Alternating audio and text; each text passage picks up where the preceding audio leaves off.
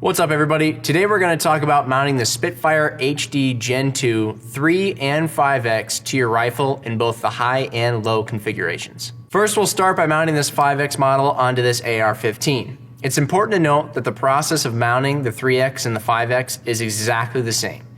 We're going to use this high mount with the 5X on this AR-15 because of the fact that it has a flat top rail that's directly in line with the buttstock. Once we get a comfortable cheek weld on the buttstock, our eye will be high enough up off the rail to require a higher sight height. The high mount should be installed onto the optic right out of the box, but if you're switching mounts around or you just want to check the tightness of the 4 screws that hold the mount to the sight itself, note that those should be tightened to 15 inch-pounds. Mounting the Spitfire really is pretty easy with this mounting system. All we need to do is ensure that the bottom 2 cross bolts are loosened, and then we're just gonna rock it right onto the rail. You'll notice that we did it with this adjustable diopter towards the rear. That is the side that needs to go nearest your eye. And we also did it pretty far back on the rifle's receiver.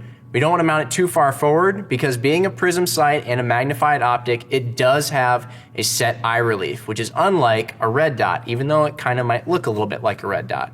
So right here towards the back of our receiver is where we're going to get the best eye relief. You'll also notice in this case that we're not using a backup iron sight at the rear, or really even on the front with this particular gun. Being that this is a prism sight and it has an etched reticle that doesn't ever go away, even if the battery powering the illumination dies, we still have a physical reticle inside that we can use for a point of aim. If we were using a red dot, which if the battery died, then we lose our point of aim altogether, we would probably want to have a set of backup irons. But in this case, it's not necessary. We can clear up some space on top of our rail to set our optic in the proper spot for that eye relief. When it comes to tightening the Spitfire down to the rail, you can use the included Torx multi-tool that comes right in the box. What we'd really recommend doing though, if you have one, is using an inch-pounds torque wrench set to about 20 to 22 inch-pounds. There's really no need to go crazy with the tightening force on these cross bolts because you don't want to accidentally strip out any threads, and also any inch-pounds beyond 20 to 22 is just unnecessary. Now one last thing before we tighten down these cross bolts is you'll notice there may be a little bit of play between your mount and the receiver of the rifle when you put the optic on top. It's totally normal, it's okay. Just index that recoil lug up against the front portion of the rifle, pushing towards the barrel end as you torque the cross bolts to the recommended inch-pounds. This is just going to ensure no slippage of the optic on the rifle under recoil. As we tighten down these cross bolts, instead of just fully tightening one down all the way until the torque wrench cams over and then fully tightening the other one, we're going to do this incrementally.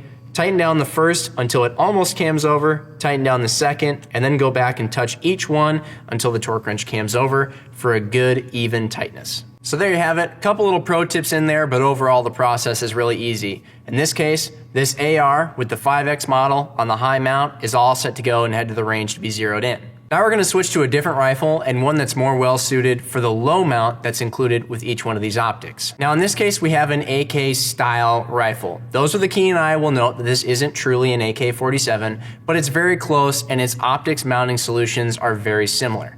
Oftentimes you'll see people mounting red dots on these kinds of rifles out in front of the ejection port or the receiver, maybe out on top of a handguard for example, or on top of a gas block. That works for red dots because they have unlimited eye relief.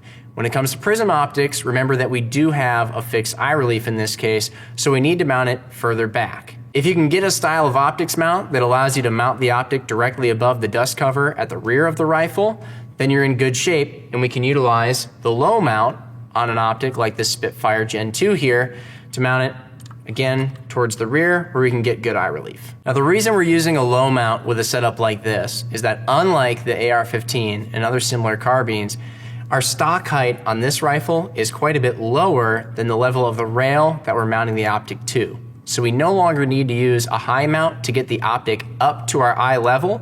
When we mount it with the low mount, it's already right at our eye's level when we're behind the gun. So now, just like we did with that 5X on the AR, we have our optic set on the rail in the proper position front to back to get good eye relief. We have the mount mounted up to the optic itself at spec, and we're going to index the optic forward against the recoil lug as we gradually tighten these cross bolts to spec at 20 to 22 inch-pounds. So there you have it folks, this rifle is also ready to go to the range and get sighted in. It's a really easy process, but if you have any questions at all, or if your firearm is different than the ones that we used here today, definitely let us know. Hit us up in the comments below via social media, the phone, email, whatever works best for you. We love hearing from you guys and helping you out whenever we can. So until the next video, we will see you then.